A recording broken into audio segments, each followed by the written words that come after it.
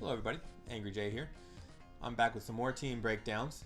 Today my team is the New York Islanders. The Islanders finished third in the Patrick Division in the 1992-93 NHL season with a 40-37-7 record. This gave them 87 points, and they won their first round matchup against the Washington Capitals, but in that matchup, Dale Hunter eliminated Pierre Turgeon from further playoff play with a dirty play. But that didn't slow down the Islanders as they went on to beat the Pittsburgh Penguins, who were fresh off of winning the two previous Stanley Cups and going for a third by beating them in 7 games. And then they eventually met their fate against the Montreal Canadiens in the Eastern Conference Final. And of course, the Canadiens went on from there, won the Stanley Cup, and are the last Canadian team to have done that. For the Islanders, this is kind of the end of the road. They are already well past their previous dynasty in the early 80s. But this is also really their last competitive team, as for a long stretch of time after this, they had some financial issues, they had player personnel issues, they had logo issues, they had home ice arena issues. They're certainly a soap opera within themselves in the NHL.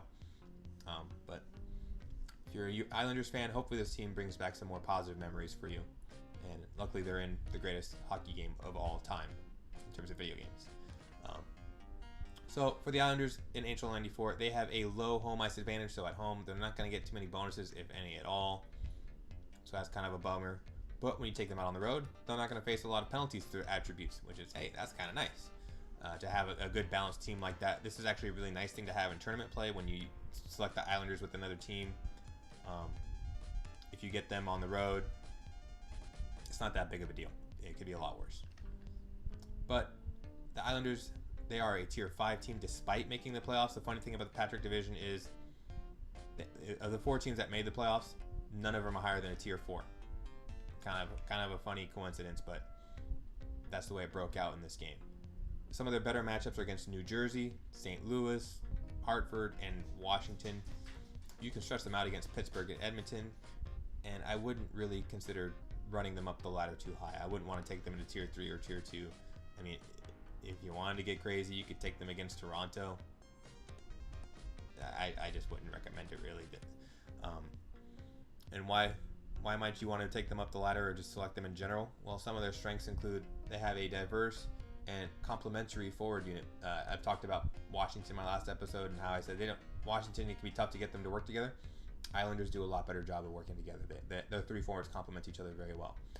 They also have 2 very high skilled shooters, so when they do get their chances, they're likely to convert on them, which is important because they're going to need a lot of goals.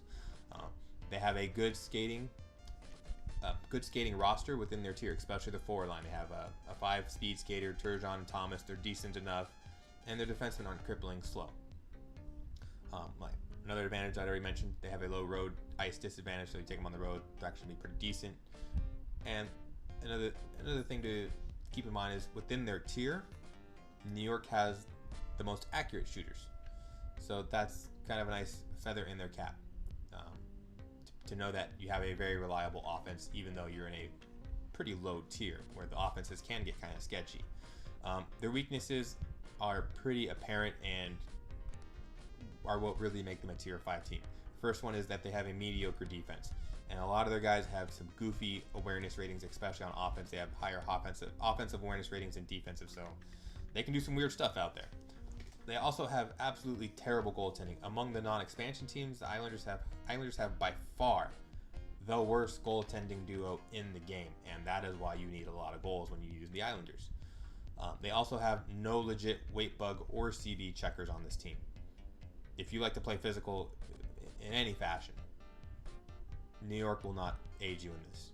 They are a poke check team and know who you're playing against type of team. If you know all the matchups, then you might know one guy can check another certain guy on the ice, but there's no player on this ice that you can just blindly use physically. Lastly, there is no forward depth on this team. 0, none, zilch. 3 on the screen are the 3 you're going to use unless something really bad happens. And let's go ahead and look into these players right now. So your 3 forwards, Benoit, Hogue, Pierre, Turgeon, Steve Thomas. You can fool around with Hogue and Turgeon if you want to put one in the center over the other. That's fine. I just can't recommend bringing in anybody off the bench, whether you like weight buggers or CV checkers, whoever. These are easily the 3 most skilled offensive players. They're the most balanced in terms of weight distribution, and they're just the most effective in general. There's no reason to dip into your bench. So let's look into what they have. So if you're unfamiliar with the rating system in NHL 94, there are 7 attribute ranges, 0 through 6, 0 is inclusive. I will list them down below in the description if you're unfamiliar with what the ratings are. That way I don't have to explain it every time, and also I don't have to put up some goofy graphic that can kind of clutter up the screen for you guys. So I'll leave it in the description if you're unfamiliar, and if you are familiar with it, then you'll know exactly what I'm talking about. So Benoit Hogue, he is a 75 overall player, so he's a decent forward overall, but he has 4 agility and 5 speed. He is the best skater on the team, and you'll want to use him as such on the wing in most situations. You want him to drive the play, you want him to carry the puck, and you want him to distribute it if he is not open to shoot it. He is the most dangerous player on this team, and he should be used as often as possible, I think. He has 4 offensive awareness, 3 defensive. His shot's a little light, only 3 power, but it is accurate at least with 5. So if he gets it on net, and if he's close enough, he's gonna light the lamp. He's got 4 passing, 4 stick handling, so he's good enough to sometimes cut through the middle if the defense kind of falls asleep. But you wouldn't want to make a regular habit of it, as he isn't necessarily capable of just shaking checks off left and right. Defensively, he's a middleweight, 196 pounds, 2 checker. You're not really going to see much of him. You're not going to do a lot of weight bug checking unless you're 4 checking on a defender who's on the likes of St. Louis, New Jersey, because they do ice some heavier defenders, so he can weight bug check them. But aside from that, you just want to use Hogue's speed to hound and poke check on defense. But he is certainly a very dynamic winger, one you want to keep involved in this offense, and he will greatly aid you in your battle to get Turgeon on the board with great consistency. Turgeon is your best goal scorer with his 4 agility, 4 speed, but his premium ratings are 5 offensive awareness, 4 shot power, and 5 accuracy. He is a legit goal scoring option. He's a sniper of sorts. He's not exactly a great one-on-one option. I mean, he can weave his way through traffic a little bit with 4 stick handling, but at 212 pounds, he's very accessible to a lot of weight bug defensemen and forwards. So you don't want to get too crazy with him, unless you have an opportunity to strike. Not much of a CB checking option. 3 checking is good enough for him to be decent, but he's not going to be overpowering like Jaromir Jagr or Mary Lemieux or somebody of that ilk. He's just going to be merely decent. And with his skating, it's nice, but he's more of a steady Eddie type of guy. You feed him the puck, he's going to score goals, and he's not going to be especially dynamic, but he's still a guy you need to keep on the ice, even if you put him out on the wing, even if you don't like heavy players at all. You have to keep Turgeon out there because he is your best goal scorer, and once you take him out of the roster, there's nothing else on the bench that can really replicate what he does. So regardless of how you might feel about that, he's a must start, as is Steve Thomas. 4 agility, 4 speed over on the right wing. So he's a left-handed shot. He might be able to do some EA specials, which is a shot where you throw the puck at the goalie, you lob it at him, and then the puck bounces off of him, and the goalie's kind of in an animation where he fades off to the far post, and then once you recover the loose puck, you just wrist it in short side. I'll try and illustrate that if I can in a situation with Steve Thomas, because I think he's a player that can do that. And that's going to be one of his better ways to score, really. He has 4 offensive awareness, 3 defensive to go with, 3 shot power, and 3 shot accuracy. So the shot is a little lackluster. He's definitely the weak link when it comes to goal scoring on this line, but 4 passing means he's a playmaker on the wing, and you probably want to keep him out on the wing. 3 stick handling and 188 pounds. He's going to be pretty appealing for CB checkers to come after, and also back checking forwards. So he's going to have the puck jump off his stick quite a bit, but if you keep him out on the wing in one-on-one situations and just kind of dance around out there and keep him out of the high traffic areas, Steve Thomas is definitely going to do the trick for you. And at forward checking, he's actually a fairly decent AI checker. He's going to be running around checking more people than you might anticipate, and he's going to be an okay CB checker against the likes of, well, I guess there isn't really anybody in his tier, but if for some reason you're going up against Toronto, he can probably check Doug Gilmour with a CB check, and that's a pretty nice thing to have from a very nice complementary forward out on the wing. So you're probably wondering, what does this forward depth look like after I've already bashed it a couple times? Well, let's look at it. It's not going to be very inspiring. First guy you'll want to bring off the bench is Dave Volek, and And he looks good enough skating wise. 4 agility, 4 speed, that's perfectly fine. But the awareness, 3 on offense, 2 on defense, not inspiring. And his shot ratings are even lesser than Thomas. 2 power, 2 accuracy. So he's only good for really tap ins. And he's not much of a passer. 3 stick handler, 4. That's fine. But there's no real reason to go attack the net with Dave Volek. He's just not dangerous, skater or shooter. 188 pounds, not much of a defensive type of forward. He's not enough of a weight bug checker, especially in comparison to Steve Thomas, who's the same, and a better CB checker to boot. So Volek, if you lose Thomas, he's probably your best bet on the wing. In terms of centers, if you lose Turgeon and Hogue, because Hogue is definitely your second best center, you'll probably want to go to Ray Ferraro, but his lack of skating, 3 agility, 3 speed, just makes it really difficult to use him. 3 offensive awareness, he's not going to fill out the slot a whole lot. The one thing he does have going for him is he has 4 shot power. So he can maybe sneak one by an unsuspecting Don Beaupre or other lesser goalie. 3 accuracy, though. He's not going to be very consistent. And then the other skills, 3 passing, 4 stick handling, 188 pounds. I mean, nothing too inspiring here. It's just very basic depth center. Wouldn't get too excited about him. Another guy you can maybe put at center, Derek King. But 3 agility, 2 speed, 2 speeds, almost a non-starter. Even in tier 5, 2 speeds, just gross. And 4 offensive awareness, so he's going to fill out the slot a little bit better than Ferraro. 4 shot power, 5 accuracy, so he's actually a legit shooter. But does he ever get near the net?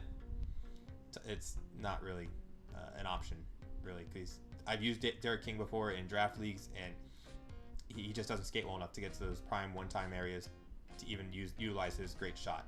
And then 2 passing, 4 stick handling. He's just a really uneven player. 212 pounds. He's very accessible to a lot of type of players who can check him, whether it be weight bug or CB or poke check or hold or just look at him. It's hard to carry the puck with Derek King. It's hard to recommend him.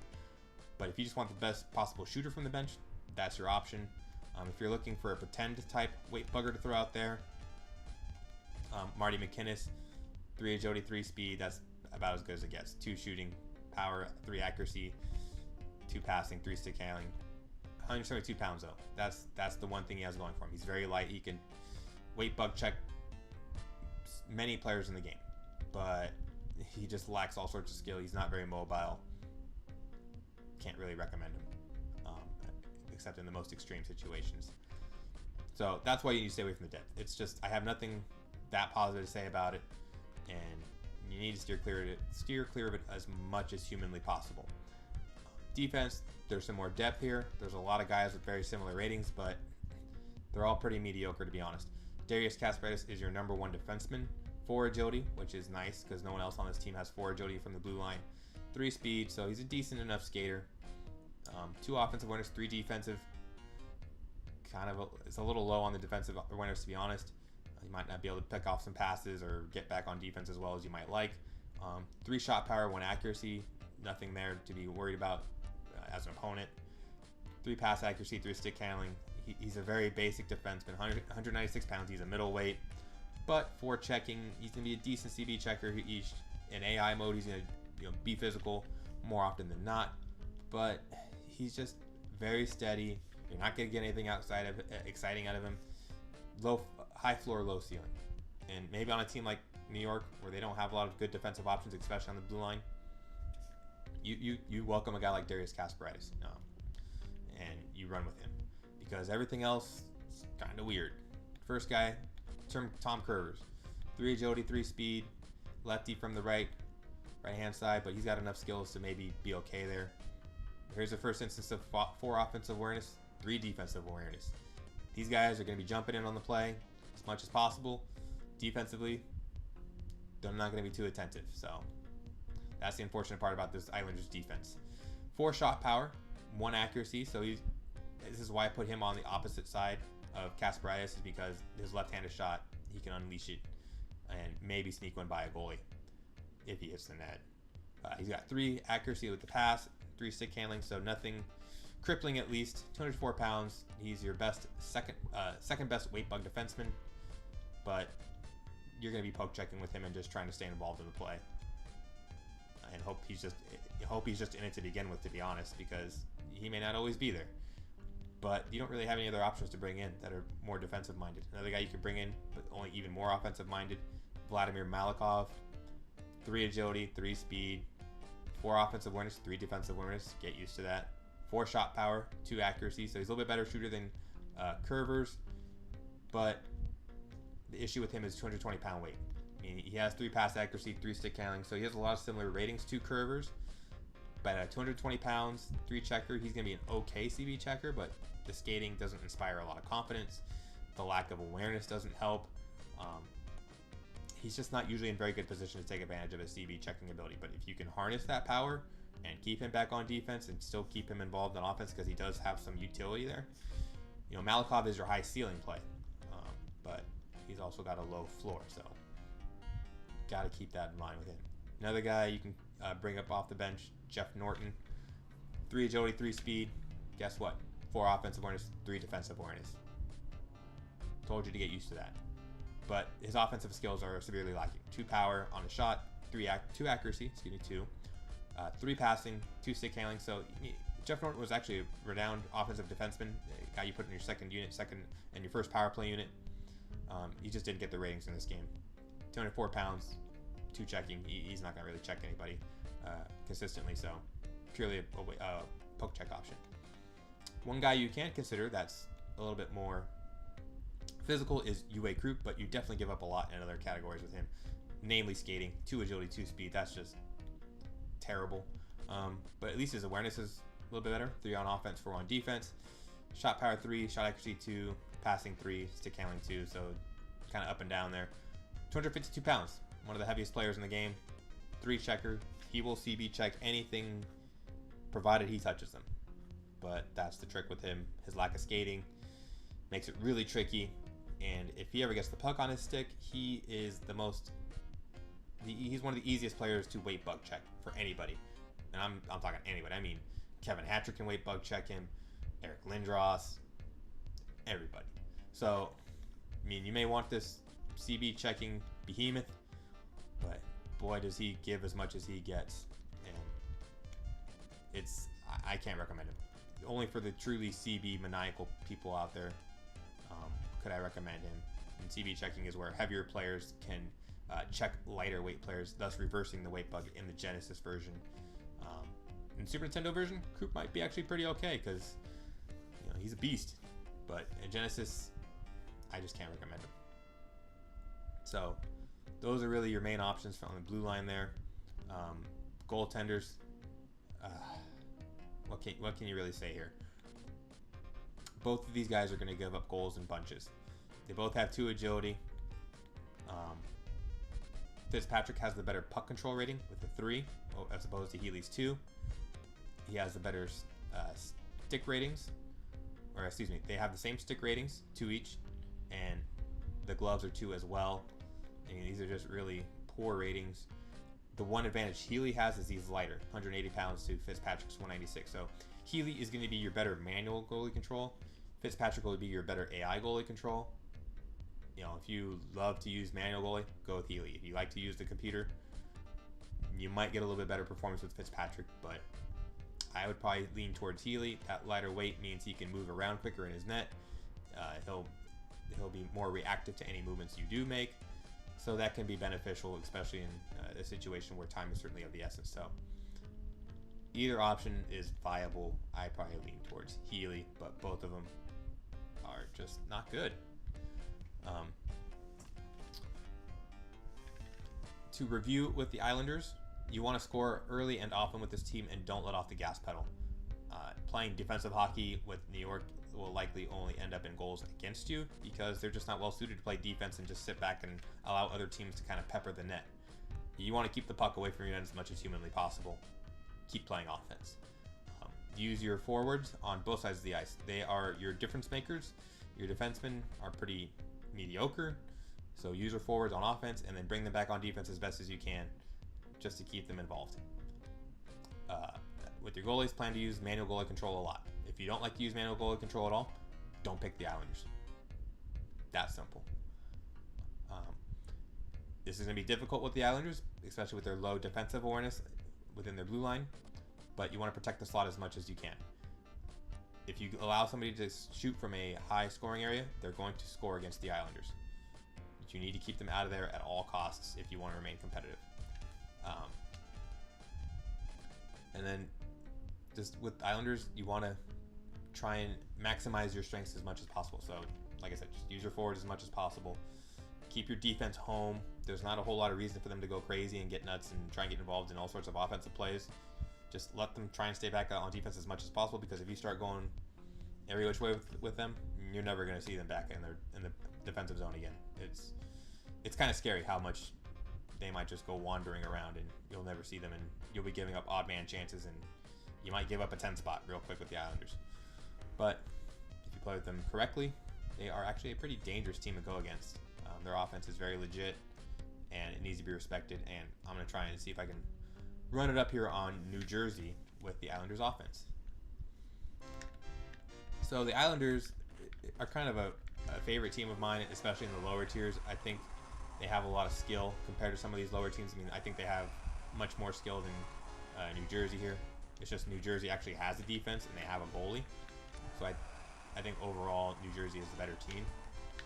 But the Islanders offense can really win them a game. And they can be difficult to stop. Because they're very consistent offense. They have good shooters. They have speed on the wing, which you don't always get with these lower tier teams. Like Pittsburgh doesn't have a guy like that. The Blues don't have a guy like that. Hartford doesn't have a speed guy. Washington is the only one that does, but they're tier 4. You might want to try and steer clear of that matchup. But even in that matchup, Islanders are okay because Washington's goaltending is just pathetic.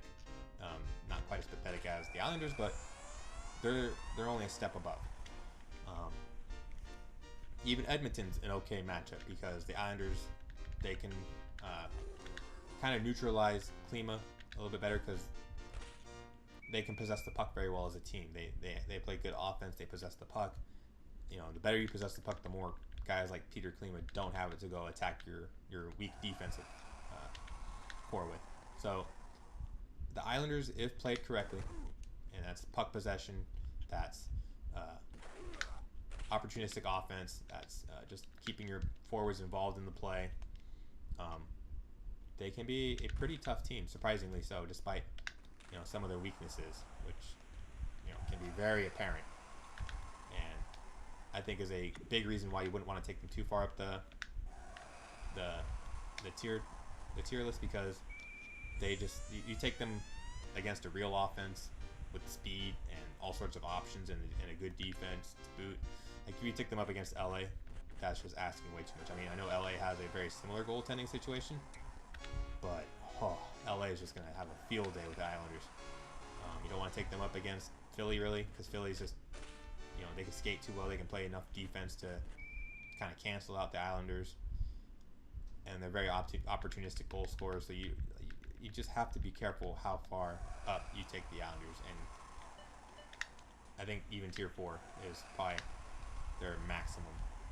And Terreri's really putting on a show here, but his defenseman's not trying to help him out by just putting the puck in the net. I definitely don't score a lot of goals with Darius Kasparaitis. He's one of those guys that I almost exclusively never go into the offensive zone with, unless the Red Sea parts and there's just everybody else is covered. I mean, I'll go in with Darius Kasparaitis at that point, but he is your one defensive-minded player on the blue line, and I don't see a reason to ever take him into the offensive zone if I can help it. Because the Islanders, they just don't play enough defense, so there's no sense pulling out the one defensive player to just go nuts like that. Plus, he doesn't have the offensive skills to take advantage of those things anyways. But he's still a nice defenseman to have. When you go into tournament play with the Islanders, people understand that they do have terrible goaltending, but they may not always be aware of just how good the offense is, so you can maybe sneak attack somebody with this, especially a person who's not necessarily as familiar with the game, because they'll go, oh yeah, they have terrible goaltending, I never use them, they're just a bad team, because they just give up goals left and right, like that, where just an unsuspecting backhand slapper, just cruises past the goalie. Those are the goals you're going to give up if you don't play manual goalie. You're going to give up a lot of them, and they're going to be very frustrating. But if you can keep the offense rolling, keep the puck away from your opponent as much as possible, then there's a lot of success here to be had for the Islanders. And here I go with Kasperitis. And you can see his offensive skills very lacking. Couldn't even hit the net on that. And there goes Healy, just kind of kicking the puck around. Yeah, those Islander goalies. It's kind of weird too because, wow. Healy, you're just giving it up. Healy actually had a very league average season in 92-93. He was not, you know, one of the worst goalies in the league. He wasn't just giving up goals left and right. It was just, he didn't get any love with the ratings. And he had a very league average season, but he's definitely not a league average goalie in this game. He's expansion-like. He got very few ratings that were, actually he is an expansion goalie. Urbe is a better goalie. He's on San Jose. Van Beeswick is a better goalie. He's on Florida. Wendell Young on Tampa, better goalie. He's Anaheim, Ottawa type bad. And those are teams that are just renowned for having very poor goalies and not being taken seriously when in competitive matchups. So, and Fitzpatrick is no better. He's a backup on Florida to Van Beesbrook. So, in Super Nintendo, you don't even get an option to have Fitzpatrick because in the Super Nintendo version, there are no duplicate players. In the Sega Genesis version, if a player is on the Islanders, for instance, like Fitzpatrick, he's also on the expansion team, the Panthers, that he was later on when the Panthers started playing games in real life. Super Nintendo, they don't have duplicates. If you were drafted by an expansion team, you're on the expansion team. You are no longer on your original NHL team. So, if you use the Islanders in Super Nintendo, all you have is Glenn Healy and empty net. And it is tempting to go to empty net. It might be more tempting to go empty net if the Islanders had a legitimate fourth forward. But they do not. This is really the only reason I haven't gone to empty net before with the Islanders. Because I may as well just have the 6 forward if I'm going to give up goals. Why bother? I mean, if I can get more puck possession, more offense, maybe I'll outscore the opposing team that way. Just keep 6 guys out there. I say that half kidding, but I'm also half serious. Glenn Healy did not get a fair shake. He was a decent NHL goalie for a number of years, and the 94 gods did not smile upon him, and they will not smile upon you when you take the Islanders into a competitive match. But, you know, I hate to sound like I'm just kind of harping on them the whole time. The Islanders are a good team on offense. You keep the puck with Hogue, Turgeon, Thomas. They can go nuts. They can light the lamp. They can do it a myriad of ways. They have great speed, which does allow them to be kind of a scary team to use. You don't get too many guys like Benoit, Hogue, who are fast and have 5-shot accuracy. That's a pretty rare thing to have, especially this low on the tier list. I mean, Peter Bondra's got 6 speed, but he doesn't have that shot accuracy to go with it. He's not as good of a skill player as Hogue. Hogue is just a more consistent player overall, and a lot of people think he's easier to handle when deking because Bondra has 6 speed, Hogue has 5 speed. They both have 4 agility, but Hogue generally handles better because the lack of speed of Hogue allows more time to wiggle with him to try and deke a goalie. So Hogue is probably considered to be a better player than Bondra in many people's eyes. I tend to think Bondra's better, but that's only because I'm willing to put up with his lack of agility. If you're not, then Hogue is your better bet. He's a very solid tier 5 player, probably a superstar in tier 5. And Turgeon, same thing, tier 5 superstar. He is a absolute weapon on offense. He will light the lamp with regularity, and he is a guy you just want to feed the puck to as much as you humanly possibly can.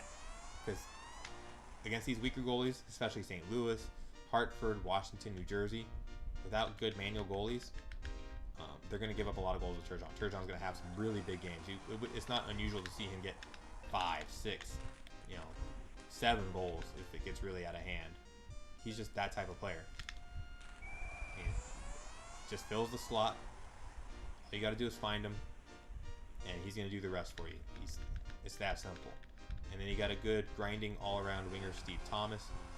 He's your defensive guy. You can kind of keep him back a little bit more than you might Hogue and Turgeon, because you're not going to be attacking as much with Thomas. And he's good checker in AI mode. He's a decent CV checker against some of the real weight bug type players, and he's just a nice, consistent player to have on the wing there. You're not going to get a lot of goals out of him, but that's not the point. That's not why he's out there. You got a very deadly 1-2 punch that will score a lot of goals on their own, like that, where the speed just allows you to carry the puck into the zone, be dangerous, get defensemen on their heels, and should hopefully provide some easy chances. And against people who may not know the Islanders very well, they just shoo them under the carpet or under the rug because they got bad goaltending. You can put them up against Hartford, who is nowhere near as dynamic. You can put them up against St. Louis, who's nowhere. They don't have a lot of dynamic players either. If you shut down Brett Hull, St. Louis doesn't really have a lot. And if they try to use Shanahan, that's actually a situation where your defense can play physically, because Shanahan's so heavy. Curvers and Kasparidis can just weight bug check Shanahan all game long, and he's not a good enough skater to really move around that. So it all of a sudden makes your defense look a little bit better, which is, if you can make the Islanders' defense look a little bit better, then their success rate goes much higher, because that's all they need. If they can somehow find a way to be okay on defense, they're certainly dangerous. I mean, they got 18 goals right now, 19. I mean, yeah, I've given up 3. That's probably the highest number I've given up so far at this point, or one of the highest ones. I think with Washington I gave up 3 as well, but that's just life with them. They have bad goalies. They're going to give up goals, but they have the firepower to go get them. So hopefully in tournament play, you feel a bit more comfortable with the Islanders. You realize that they got some ability, they can do some damage, and maybe get a victory with them. So yeah, Turgeon and Hogue really lit it up this game. I think they each had 6 or 7 goals, and I know Kasparidis had one. Curvers had a couple. I guess Thomas had a few. I never really tried the EA special with him. Just never really got into a situation. It's a little bit tougher against computer play to do the EA special. But yeah, he had 3 goals too, so a lot of firepower here. Don't be afraid to use it. And hopefully you guys enjoyed the video. If you have any questions, leave them below in the comments. I'll be happy to get to them. If you enjoy the video, just give it a thumbs up or subscribe, or let me know that you liked it. And I'm always happy to see positive feedback, and if you have anything constructive to say, to criticize it, or anything that you want to point out that I feel like I missed, feel free to do so. Until then, I'll see you guys in the next episode with the New Jersey Devils. So we're going to stay in the tri-state area. Or not tri-state, but the New York area, where there's 3 teams. So try something. Try something. All right. See you guys later. Bye.